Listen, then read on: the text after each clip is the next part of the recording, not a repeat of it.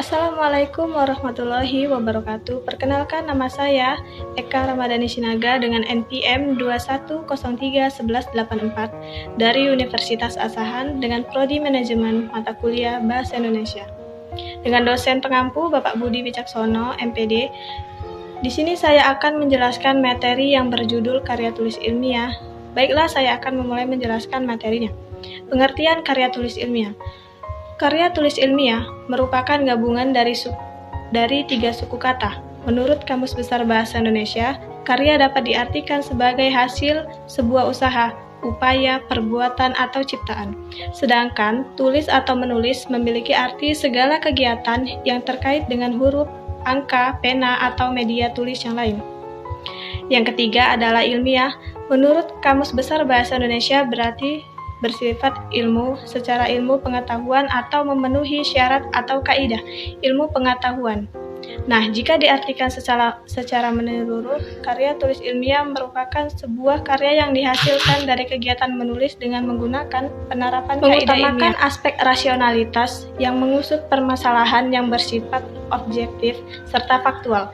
Sangat disarankan penulisan karya tulis ilmiah menggunakan kata yang tidak ambigu atau memiliki makna ganda, maka diperlukan penggunaan gaya bahasa yang lugas, eksplisit, menggunakan variasi ilmiah yang sesuai dengan aturan Pedoman Umum Ejaan Bahasa Indonesia.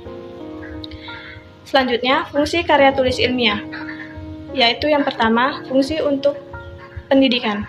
Pada saat penulis berada di bangku sekolah menengah atas, penulis pernah mengikuti kegiatan ekstrakurikuler karya ilmiah remaja. Dari sini penulis belajar banyak tentang dasar penulisan, mengajak penulisnya untuk berpikir kritis, menuliskan pemikiran atau hasil percobaan ilmiah, kemudian mempertanggungjawabkan hasilnya.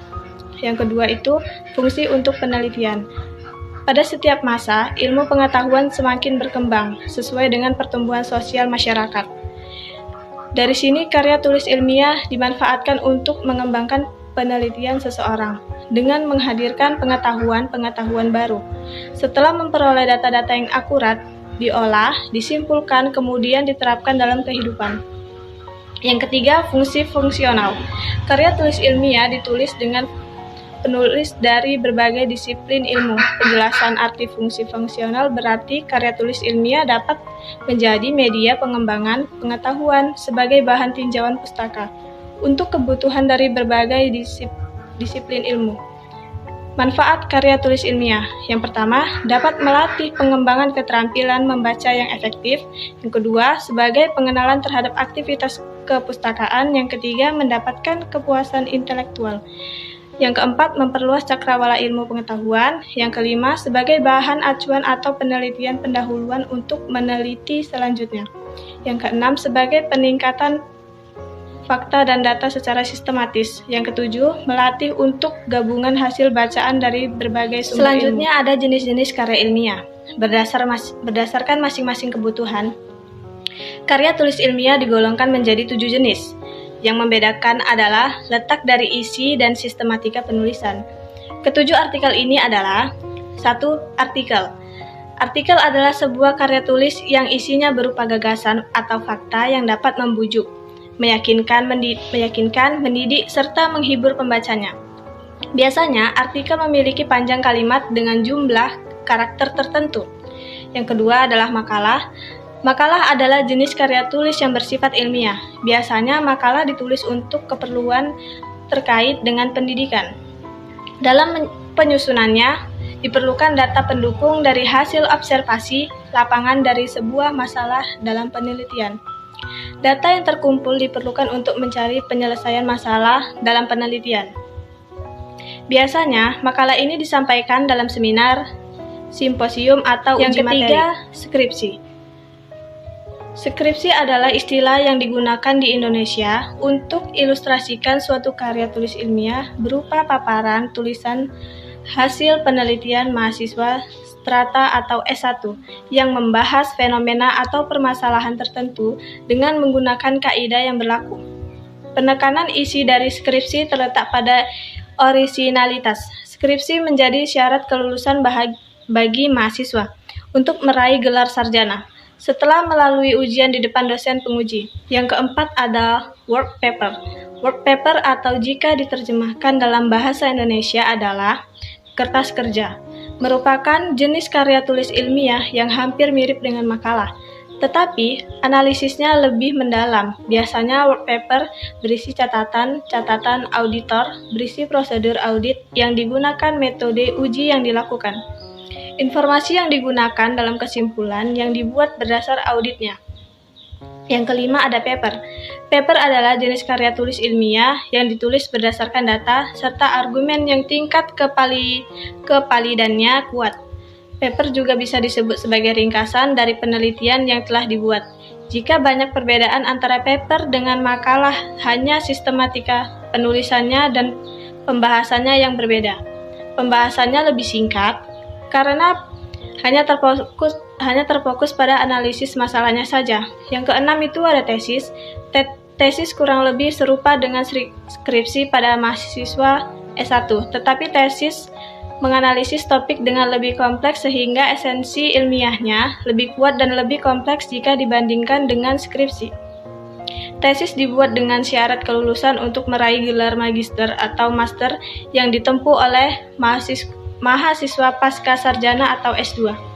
Yang ketujuh ada disertasi, setingkat lebih tinggi dari tesis. Ada yang biasa disebut dengan disertasi karena setingkat lebih tinggi disertasi digunakan sebagai syarat kelulusan untuk meraih gelar doktor sebagai mahasiswa studi strata S3. Isi dari disertasi merupakan hasil penelitian orisinil yang nantinya dapat diaplikasikan ke kehidupan nyata. Biasanya, disertasi diuji oleh seorang profesor atau doktor senior yang profesional. Selanjutnya ada cara membuat karya tulis ilmiah. Yang pertama ada peristiwa. Jika ingin karya tulis ilmiah kita diterima oleh pembaca, maka dibutuhkan adanya suatu perencanaan yang baik. Pada tahapan penulisan karya tulis ilmiah, diawali dengan proses perencanaan. Penulis merencanakan apa yang akan ditulis. Dalam tahap perencanaan ini diperlukan adanya topik atau karya, tujuan penulis, sarjana pembaca, serta ruang lingkup dari karya tulis ilmiah ini sendiri. Yang kedua ada ungkapan. Tahap ungkapan ini berisi mengenai pengungkapan data-data penunjang, baik dari hasil penelitian, studi kasus, studi literasi, atau yang melakukan wawancara dengan mempersiapkan pernyataan-pernyataan yang juga bahan observasi. Yang ketiga ada analisis. Setelah data terkumpul, proses selanjutnya adalah menganalisis data tersebut. Biasanya disebut sebagai olah data. Data diolah dengan perumusan masalah yang sesuai dengan topik yang diangkat. Namun, tentunya tidak lepas dari data-data pendukung yang telah terkumpul. Pada tahap ini, dapat dimulai dengan membuat kerangka atau draft dari karya tulis ilmiah. Namun, jangan lupa kaji terlebih dahulu permasalahan yang muncul dari mulai tahap perencanaan, pengumpulan data, sampai dengan analisis ini berlangsung. Yang keempat ada kesimpulan. Tahap kesimpulan yang menjadi jawaban dari untaian peristiwa yang muncul dalam perencanaan penulisan karya ilmiah. Kesimpulan dapat menjadi penjelasan bagi penulis dan pembaca, karena biasanya semua yang terlibat akan lebih paham dan jelas setelah muncul kesimpulan. Yang kelima ada terapkan. Perencanaan penulisan yang rapi dan sistematis tidak akan menghadirkan manfaat jika tidak diterapkan dengan baik. Penerapan dalam pembuatan karya tulis ilmiah adalah memulai menulis. Selanjutnya ada struktur karya tulis ilmiah. Setiap karya tulis ilmiah memiliki style guide atau selingkung dengan berarti pedoman tata cara penulisan yang ditentukan oleh jenis penulisan dan tujuan karya tulis ilmiah ini dibuat. Secara umum, struktur karya tulis ilmiah disajikan sebagai berikut. 1. Halaman judul. Judul karya diangkat berdasarkan tema dari karya tulis ilmiah yang akan dibuat.